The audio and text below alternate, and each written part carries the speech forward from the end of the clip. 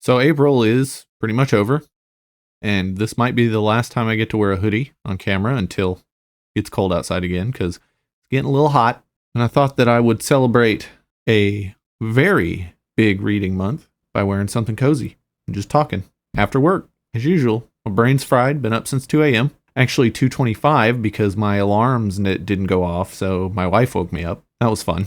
Let's get into the April wrap-up. I read 13 books this month. That is a lot. I usually average 60 books a year. I'm not trying to flex. I'm trying to figure out what's going on. Now, granted, I read a lot of very short books this month, but still, that's a lot. I started the month with Petty Pewter Gods by Glenn Cook, which I just did a review on a few weeks ago. You can go check that out. Well, not really a review, but more of an overview of the Garrett P.I. series. It's fantastic. Petty Pewter Gods is one of my favorites so far. I've started Fated Steel Heat, and it's like, okay. It's kind of like the one from before Petty Pewter Gods, where it's like, I mean, this is fine, but I'm not sure where it's going, and things really aren't starting to snowball yet, and I'm like 30% of the way through, so I guess we'll see how the rest of it goes. But exactly what I said was going to happen is happening in that book. So Glenn Cook telegraphed it quite well, considering he wrote it 3 years after Petty Pewter Gods. Next up is my favorite book of all time. Read it for the 5th time now, A Confederacy of Dunces. I plan on doing a review of the book probably sometime soon, but it's not going to be a review. I think it's going to be me making fun of negative reviews because it's hilarious. We'll see. I'm not making any promises, but that'll probably be what I end up doing. Next up is Use of Weapons, and I did a buddy read on that. I've got a review on my channel. The book's great. It's a flawed masterpiece, if that can be a thing. I talk about it in the video. The book is very good, and it gets better the more I think about it, and I'm really looking forward to reading more in the Culture series. I'm really looking forward to reading everything from Ian M. Banks. Here we go. Gentlemen of the Road by Michael Chabon. The book's great. Yet again, sensing a pattern here, I made a review. Go check it out. It's one of my favorite books of the month. It's just so fun. It's a historical pulp masterpiece. That's all there really is to it. To go with my reading of A Confederacy of Dunces this month, I read Ken and Thelma, The Story of a Confederacy of Dunces by Joel Fletcher. Joel was a friend of John Kennedy Toole's in the early 60s, and he just basically sets the record straight on some things. It's like an oral history, but a biography, and it just talks about John Kennedy Toole and his mother, Thelma, and kind of how A Confederacy of Dunces got published and what the reaction was and kind of what that did to Thelma and what she did to get it published, how she acted, all that. It's fascinating. Definitely check it out if you've read A Confederacy of Dunces. If you haven't, there's no reason to read it. I had my brain melted. I read The Lathe of Heaven by Ursula K. Le Guin. Holy crap. There's nothing like reading a short, impactful novel that makes you doubt whether or not reality exists. It's just something else. That is a must read for anyone that reads science fiction. I was gonna say anyone that reads older science fiction, but it is like a need to read for anyone that reads science fiction. It's so good. Definitely go check it out. Eye of Cat by Roger Zelazny. This one is incredibly strange. This has to be an experimental novel. I think it's one of his favorite books he wrote, which I don't know what that says about Zelazny, but if you've read Zelazny, it makes sense. The book is very strange. I wasn't the biggest fan of it. It somehow manages to start out as a Navajo-inspired mythology, like of the creation of the world, and it's fueled by peyote. It's just so crazy. And then it becomes a cat and mouse action thriller for like the center third of the book.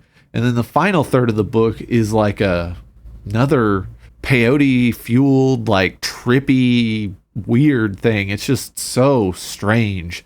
It's very short, like everything Zelazny writes. So if you're looking for something really trippy, I guess give it a try. At this point, I was like spinning my wheels. I couldn't figure out what I wanted to read. And so I just gave The Land That Time Forgot by Edgar Rice Burroughs a try. And it's not bad.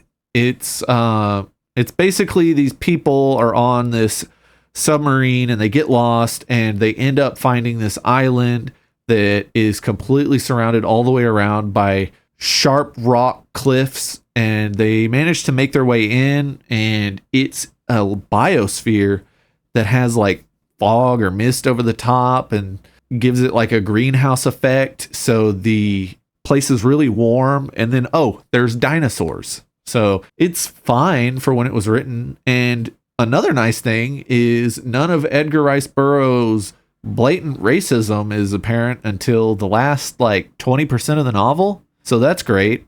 He spends the first 80% talking crap about Germans, but I mean, the book takes place in 1916 or something. So I don't know. I guess it was a sign of the times. So that thing was fine. It's like a 3-star, I guess. And speaking of 3 stars, I read The Sword Bearer by Glenn Cook, part of my project. It's one of his standalones. It's basically Glenn Cook's version of The Chosen One. But of course, it has a Glenn Cook twist, and it has a sapient sword, which is also awesome. And it's brutal, and there's horrific things that happen. And you basically look at the price you have to pay for power, and those elements are good, but the book was just boring. It's very short, so I guess that's a good thing. But man, I was just slogging through that thing. So maybe don't read that one. After that, it was part of my spinning my wheels, couldn't figure out what to do. I made a video about it. I thought I was just getting burnt out. And I mentioned in the video I had started the Modigliani Scandal by Ken Follett. That fixed everything. That book is great. That book is like not Ken Follett's best, but it's very fun. And it gives you like this sense of being in Europe in the 1970s.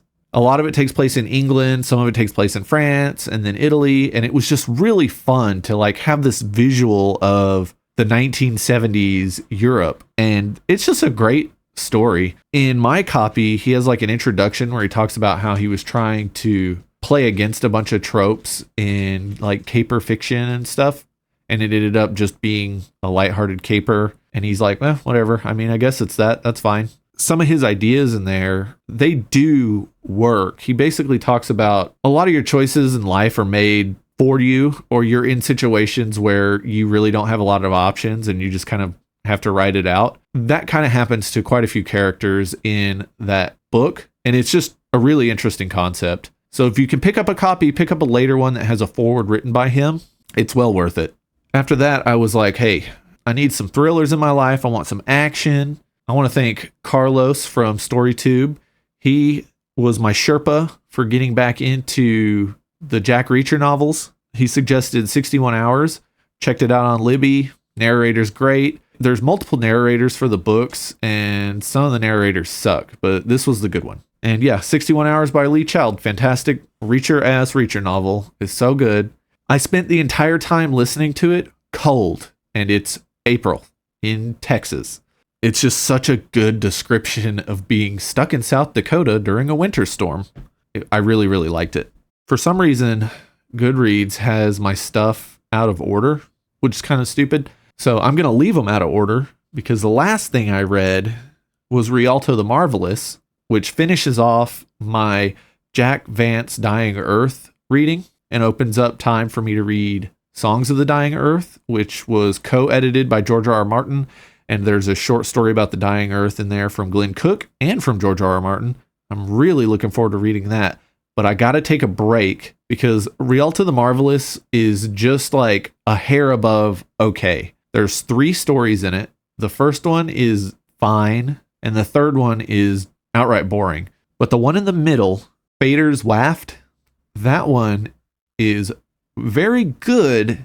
But there's a chunk toward the end where it's like, come on, man, you've done the same gag like 4 or 5 times now. We don't need a 6th time. It's like, oh no, we definitely don't need a 7th time. So other than one of the gags kind of just being beaten to death in that story is very good.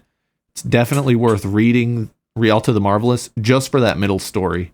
Also, yet again, Jack Vance does such a good job of showing that like everyone in a dying Earth are shitheads because they don't know when the Earth's going to end. So they're just like, well, if I can screw this person over to get something I want, it's fine because the world might not exist tomorrow. But they do it in such an eloquent way. The dialogue and everything, man, it's so good. And I saved the best for last. And speaking of StoryTube, I got to thank Yolanda for this one. I read The Power of the Dog by Don Winslow. That is the best book I've read this year. I've read the most books I've ever read in the first 4 months of a year. And holy crap, The Power of the Dog is amazing. I will be making a review for it, but that is one of the best books I've read in a very, very long time. I mean, the more I think about it, the more it hits home how good it is. It takes place over 3 decades, and it's following a DEA agent as he does what has to be done to try to stop a drug cartel in Mexico. You get such a vibrant picture of the Mexican-American Southwest in this book. I mean, so much of the time is spent in Baja California and Southern California, and you can feel it. You can feel the heat from the summer there. You can feel the desert cold at night. You can feel the ocean breeze in San Diego. It's so good. I'll be making a review about it, hopefully sometime soon. So I'll just end that one there.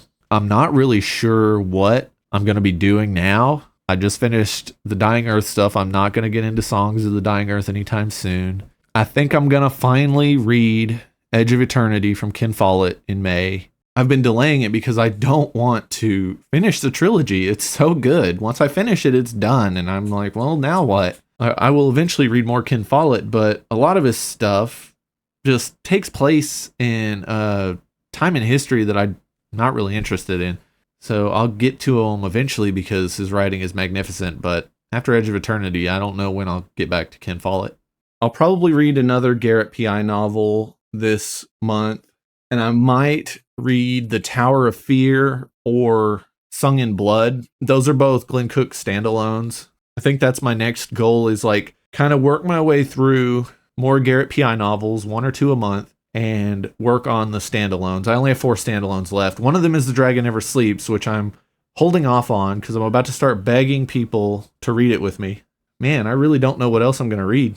I might try to squeeze in some more non-Ambers Zelazny. I think I only have a few left, and I've read almost everything he's written novel-wise that isn't part of the Amber series. So that'll be fun. I have so many things to read. I don't know what to read next. Oh, I know a project I was going to start, and I don't know if I've talked about it. I'm going to start chipping away at Don Quixote. I'm going to do it in the same way I chipped away at every Sherlock Holmes story written by Sir Arthur Conan Doyle. What I did was, anytime I finished a book, I'd listen to a story or two in the Sherlock Holmes collection. Whenever I did yard work, listen to Sherlock Holmes. The one narrated by Stephen Fry on Audible is fantastic, and it is every story ever written by Sir Arthur Conan Doyle for Sherlock Holmes. So I'll probably do that with Don Quixote. What I'll do is just try to squeeze in bits and pieces when I can. Oh, I know what I'm going to do. I've got to finish Wild Cards 4. I was listening to it, but it's a cast of narrators, and 2 of them are awful. They're like ruining the book for me. Anytime it's not them, the book is like 4 or 5 out of 5. But when they're narrating, I'm like, I hate this book. So I'm going to just finish it in paper, and I'm pretty sure it'll be fantastic. I think like half the books I read this month were just like, I'll give it a shot. And that was really nice. I'm going to try to keep that up for May, see how that goes. And then in June, I'm going to be doing June on the Range. So that's going to be great. Can't wait to just immerse myself in Westerns for an entire month. I might try to do like 1 or 2 Westerns every week because they're short. They're like, most of them are like 140 pages or something. It's going to be great. I've got some from Max Brand. I've got some from Louis L'Amour. I'm going to try to pick some more up tomorrow. I think that's it. If you like watching this wrap up, I mean, I got reviews, like I said, for a lot of these. I got book hauls. I got another book haul coming up soon. I want to talk about all the stuff I picked up from the library sales. And then I will have another book haul shortly after that because your boy's going to his favorite place tomorrow, and I will be picking up some books. And I got a little tiny stack my arm's resting on right now that I haven't shown off yet. Leave a comment if you've read any of these or you're interested in them. And I'm still open to suggestions. My TBR is insane, but if my reading productivity is going to stay this high, then maybe I can fit in some more stuff. So let me know in the comments. And with that, I'll see you next time.